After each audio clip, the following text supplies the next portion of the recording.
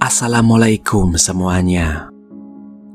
Banyak dari kalian mengetahui bahwa beberapa video paling brutal dan terkenal berasal dari perang kartel narkoba di Meksiko. Sama tragisnya dengan situasi di Meksiko, Brazil juga menghadapi masalah serupa dalam hal kekerasan yang dipicu oleh perdagangan narkoba dan pengentasan kemiskinan. Pada tahun 2022, Brazil menyaksikan hampir 48.000 pembunuhan di negara tersebut, dan itu belum termasuk orang hilang yang disebabkan oleh para kartel. Sama seperti kartel narkoba Meksiko, mereka memahami pentingnya media sosial. Mereka sering menggunakan media sosial sebagai alat rekrutmen. Banyak dari mereka akan diinisiasi ke dalam geng-geng tersebut untuk melakukan tugas-tugas yang mudah seperti transaksi narkoba di jalanan. Kartel Komando Vermelho menarik pemuda Brazil ke dalam barisan mereka dengan mengadakan pesta funk Brazil, sebuah genre musik populer di Brazil yang berasal dari pangkalan Miami. Rekrutan-rekrutan itu pada akhirnya akan menggunakan media sosial untuk pameran-pameran kejahatan keji seperti penyiksaan dan pembunuhan yang brutal. Alasannya sederhana saja, yaitu untuk menimbulkan rasa takut pada geng-geng yang bersaing dan untuk mengintimidasi suara-suara yang berbeda pendapat. Video-video semacam itu dari Meksiko mendapat banyak perhatian online, tapi video dari Brazil cenderung tidak terdeteksi meskipun hal itu tidak berarti bahwa video-video itu tidak terlalu brutal, namun memang jumlahnya lebih sedikit. Salah satu video dari Brazil muncul sekitar tahun 2018 dan dianggap cukup seram. Videonya berdurasi sekitar 59 detik. Video dimulai pada siang hari di dalam hutan dengan seorang wanita duduk di tanah. Kepala wanita itu dipegang oleh seorang pria berbaju merah yang wajahnya ditutup dengan kain.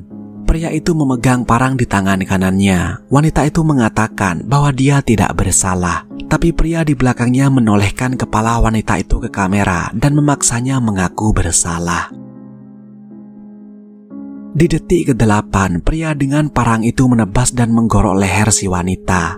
Wanita itu berguling ke kiri, lalu seorang pria mendekat dan menikamkan pisau berkali-kali ke perut dan dada korban. Si pemegang parang lalu menebaskan parangnya sebanyak 4 kali ke arah leher, yang mengakibatkan lehernya terputus. Si pemegang parang lalu mengangkat kepalanya dan memperlihatkannya ke kamera. Setelah itu, ia meletakkan kembali kepala wanita itu ke tanah. Dua pria dari belakang kamera maju ke depan dan merayakan atas apa yang telah mereka lakukan. Videonya pun berakhir. Jangan terburu-buru, mari kita pahami dulu sedikit latar belakang setelah video itu dirilis. Setelah beredar di internet, video tersebut menjadi viral dan digunakan untuk menyesatkan dan mendorong narasi tertentu. Itu dapat terjadi karena kurangnya latar belakang dan informasi.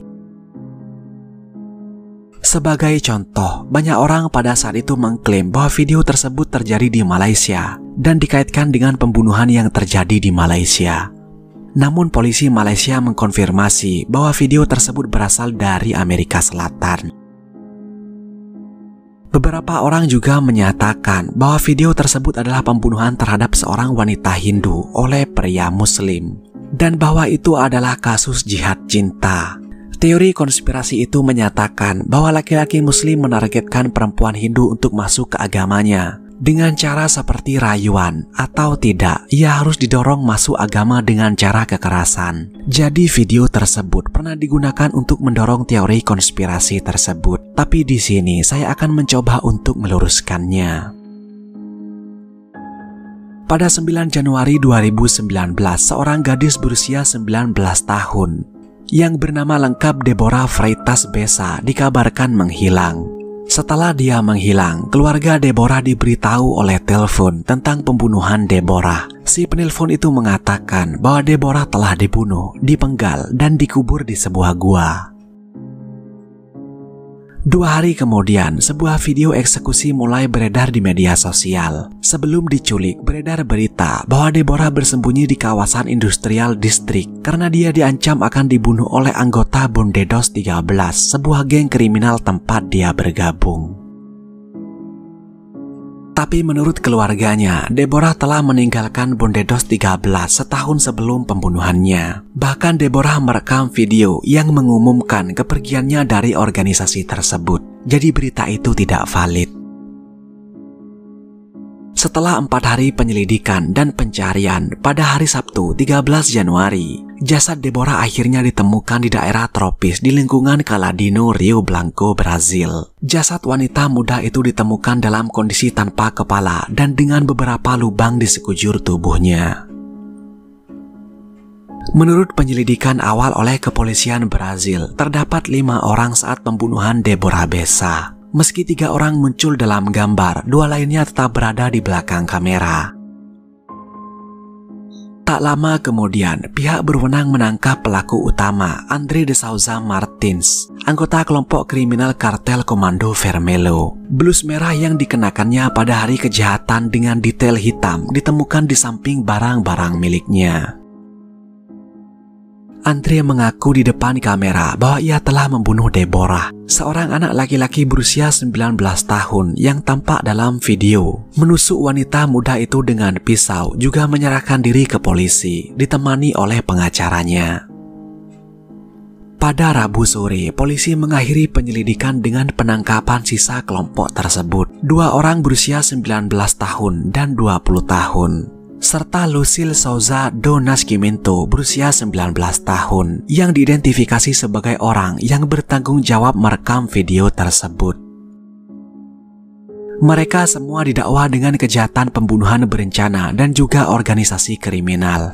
Karena dalam video tersebut mereka mengaku berpartisipasi dalam kelompok kriminal Komando Vermelho. Tapi kenapa Deborah harus dibunuh? Setelah diperiksa, André mengungkapkan bahwa pada tahun 2013, Deborah Bessa telah membunuh seorang pemuda bernama Juan yang merupakan saudara laki-laki André. Karena hal itu, André de Souza Martins menghabiskan waktu bertahun-tahun mencari pembunuh saudaranya untuk membalaskan dendamnya. Setelah menemukan Deborah, André menculiknya, menghabisinya, dan merekamnya. André mengatakan, "Saya tidak menerima perintah, itu karena dia membunuh saudara laki-laki saya." Pada tahun 2013, Deborah mempersenjatai saudara-saudaranya, lalu mereka menculik saudara laki-laki saya dan memotong-motong tubuhnya. Tapi saya tidak memotong-motong tubuh Deborah. Saya tidak melakukan itu padanya. Saya hanya melakukan apa yang Anda lihat dalam video. André menjelaskan bahwa dia mengetahui bahwa Deborah telah meninggalkan faksinya dan ia mendapatkan nomor WhatsApp Deborah melalui akun Facebooknya. Untuk menarik perhatian Deborah, André menelponnya dalam percakapan pribadi dan bertanya apakah dia membutuhkan sesuatu. Deborah mengatakan dia menginginkan narkoba dan senjata. Jadi André mengundangnya untuk sebuah narkoba di daerah Caladino. Terkait keterlibatan orang lain dalam kejahatan tersebut, André mengatakan bahwa ia mengajak tersangka lain hanya untuk merekam. Namun remaja berusia 19 tahun itu juga memutuskan untuk menusuk korban dengan pisau. Semua pelaku dijatuhi hukuman lebih dari 60 tahun kurungan penjara atas kematian Deborah. Dalam banding, hukuman André dikurangi menjadi 36 tahun 7 bulan dan denda 20 hari. Ibu Deborah, Irlanik Freitas, mengatakan bahwa ia mengetahui tentang pengurangan hukuman terdakwa dari berita. Marah dengan hasil tersebut, Irlanik menyesalkan keputusan pengadilan yang mengubah hukuman dan mengatakan bahwa ia menghabiskan hari itu dengan menangis setelah mendengar berita tersebut.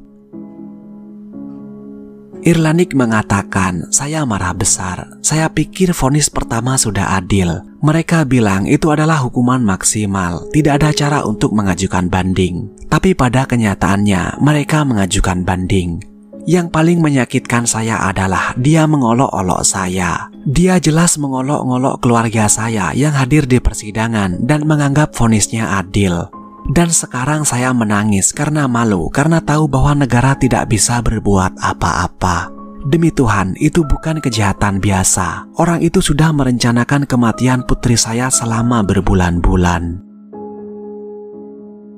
Saya tidak mampu menyewa pengacara swasta untuk mengajukan banding atas hukuman Andre. Itu menjadi kemunafikan dari pihak orang-orang yang mengaku menegakkan keadilan. Itulah sebabnya kejahatan terhadap perempuan meningkat setiap hari. Bagaimana orang-orang itu bisa percaya bahwa itu bukanlah kejahatan berat karena dia berasal dari suatu golongan?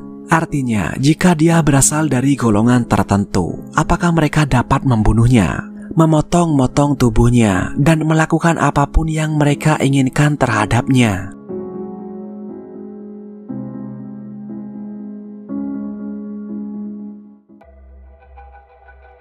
Saya harap kalian menikmati video ini. Jauhi narkoba sebisa mungkin. Tetaplah aman, dan saya akan menemui kalian pada kesempatan berikutnya. Terima kasih sudah menonton.